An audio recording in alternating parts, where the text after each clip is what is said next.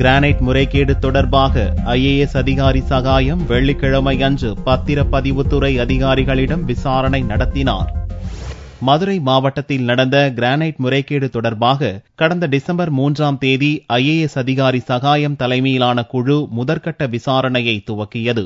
இதுவரை நடந்த 7 கட்ட விசாரணையில் அதிகாரி சகாயம் பொதுமக்களிடம் புகார் மனுக்களை பெற்றதோடு கள ஆய்வும் மேற்கொண்டார். இந்நிலையில் கடந்த வெள்ளிக்கிழமை அன்று 8ஆம் கட்ட விசாரணையை சகாயம் துவக்கினார். கிரானைட் உரிமையாளர்களின் வக்கீல்கள், மின்வாரிய அதிகாரிகள் மற்றும் துறை ரீதியான அதிகாரிகள் சகாயம் முன்பு ஆஜராகி தகவல்களை தெரிவித்தனர். இதனிடையே 8ஆம் கட்ட விசாரணையின் 8ஆம் நாளான வெள்ளிக்கிழமை அன்று பத்திரப்பதிவுத்துறை அதிகாரிகளிடம் விசாரணை மேற்கொள்ளப்பட்டது.